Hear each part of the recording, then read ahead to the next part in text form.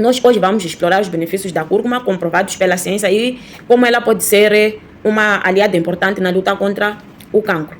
No nosso dia a dia, nós podemos incorporar esta planta na nossa dieta alimentar. É uma planta de fácil acesso, temos ela no nosso meio, nos nossos mercados, podemos encontrar o açafrão. Então, um dos benefícios do açafrão, como eu disse, é antioxidante.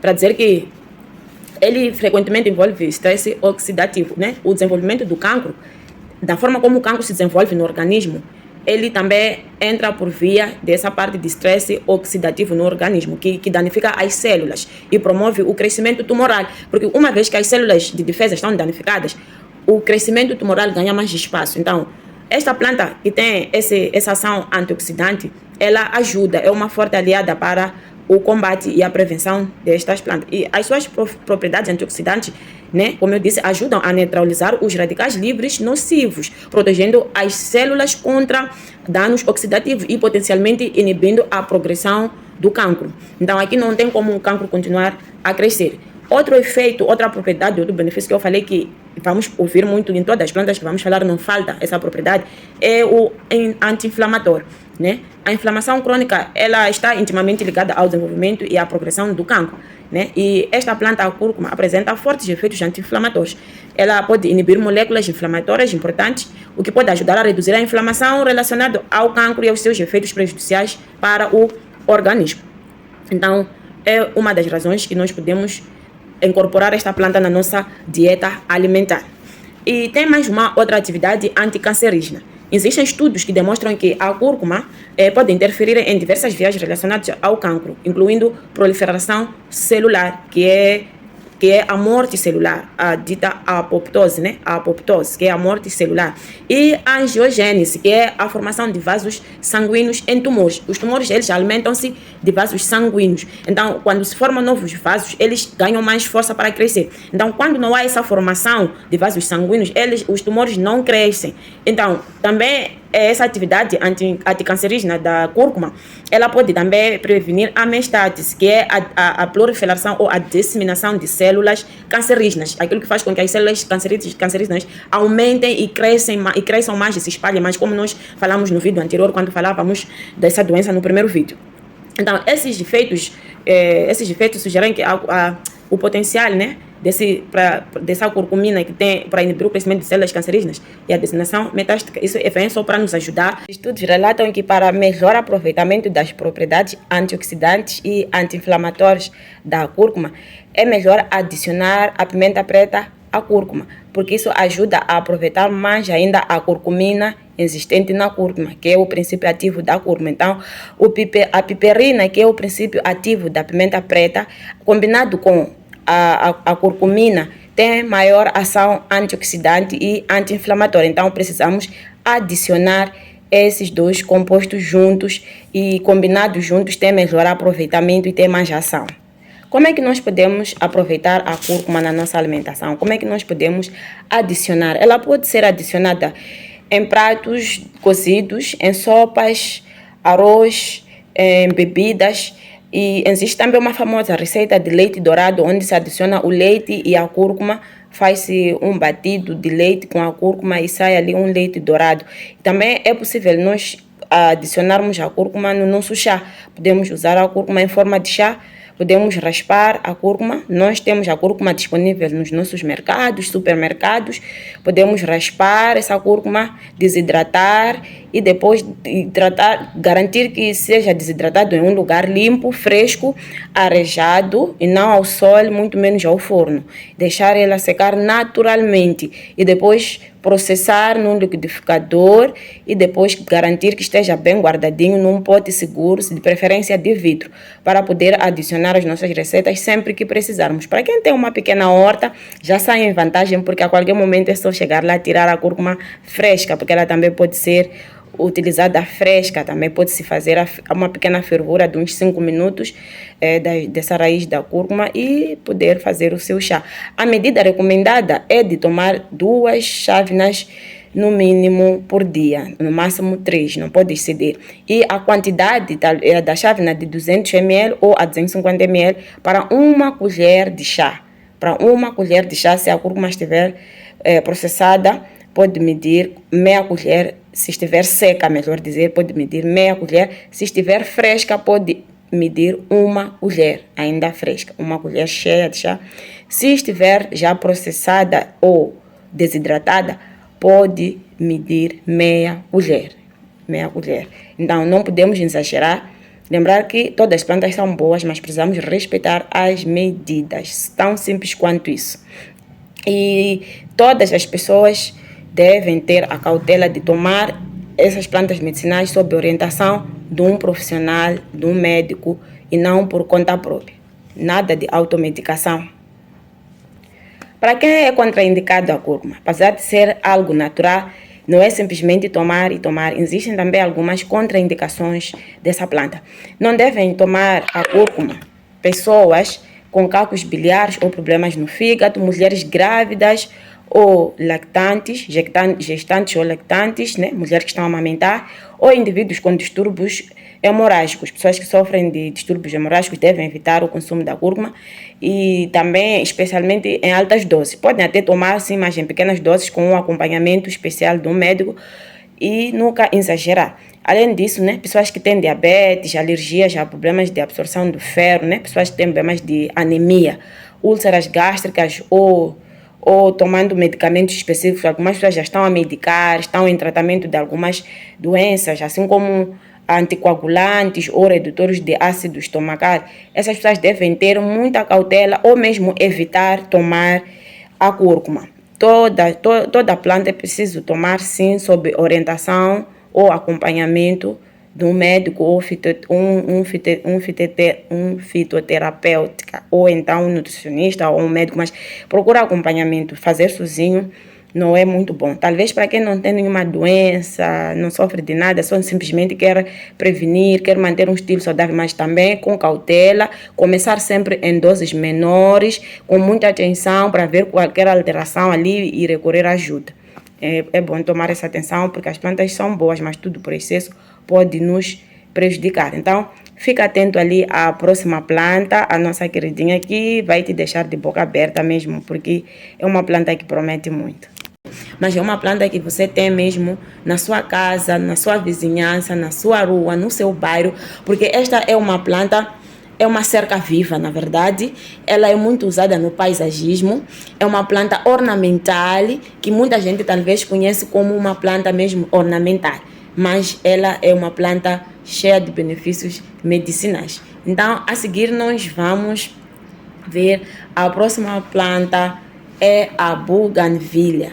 Buganvília ou primavera, ou planta ou flor de papel. É assim como é conhecida vulgarmente, buganvília, primavera ou flor de papel. Esta planta é uma planta que ganhou este nome de primavera porque dá flores bonitas, flores muito lindas. Acredito que devem estar a dizer, uau, afinal, esta planta, afinal, tem ali na minha cerca, tem lá fora, ou tem em casa da minha, tem na vizinhança, tem lá em casa da minha tia, prima, avó. Temos nós essa planta no nosso meio, é por isso que busquei falar dela, porque é uma planta também que tem muitos estudos que apontam para vários benefícios para a nossa saúde. Então, a buganvília, que com seu nome científico Buganvília spp, que está a identificar no geral a planta, porque é uma espécie que ela pode ser encontrada em variedades de espécies. Então, como forma de nomear esta planta, ela foi chamada Buganvília spp. É uma planta também anti-inflamatória, o que quer dizer que ajuda a combater a inflamação no corpo. Também é uma planta antimicrobiana, né? Que também ajuda a combater bactérias e fungos, especialmente aquelas que causam infecções respiratórias. Mais um aliado ali para quem tem problemas respiratórios. Essa planta também é antioxidante, como eu disse, as plantas todas têm estas propriedades: anti-inflamatória, antioxidante. É uma planta antioxidante, né? O que quer dizer que protege as células contra danos oxidativos. Também é uma planta anticancerígena e antidiabética. Anticancerígena porque estudos indicam que a planta pode ter potencial para combater células cancerígenas. Existem vários estudos sobre a planta na Índia, existem vários estudos também na Nigéria, existem também estudos que foram feitos no México. Essa planta ela é consumida, até existe um certo refrigerante que eles fazem com a flor desta planta. Eles já consomem esta planta. Então, ela também pode combater células cancerígenas e é antidiabética porque pode regular o açúcar no sangue. É contraceptiva. Existem algumas pesquisas que indicam que a planta pode ter efeitos na fertilidade, afetando a produção de espermatozoides e o ciclo estral em fêmeas. Para dizer que talvez no futuro podemos ter estudos mais claros, porque há mais estudos ainda a serem feitos a respeito, que ela pode de repente substituir as pílulas, né? De repente não vamos precisar mais de tomar as pílulas, vamos ter que usar esta planta como um contraceptivo. Mas ainda há estudos a serem feitos. Não estou a dizer que você deve começar a prevenir com esta planta, mas sim pode prevenir doenças, não gravidez. Pode prevenir doenças tomando o chá dessa planta. Então, agora nós vamos ver como é que nós podemos usar esta planta. Essa planta nós podemos usar de várias maneiras. Na planta, o que nós precisamos para o nosso estudo atual são somente as flores. Mas de realçar que toda a planta tem utilidade. Mas não estou aqui para trazer toda a utilidade da planta a partir da raiz, caule, mas sim quero falar das flores. As suas flores, nós podemos fazer com essas flores, removendo aqueles talos verdes, deixando somente as flores. Nós podemos ferver essas plantas por uns 2 minutos. Podemos bater as plantas, né? Depois de ferver, podemos bater, né? Para extrair esse pigmento e para dar sabor adicional. E podemos adicionar também a outras frutas como o limão, podemos adicionar o ananás, podemos adicionar o melão. Agora que estamos entrando no tempo de melancia, nós podemos adicionar ali a melancia, misturando com aquela fervura das plantas que nós fizemos. Qual é a quantidade? A quantidade pode depender daquilo que é o seu objetivo, né? Aquilo que você pretende preparar, a sua receita.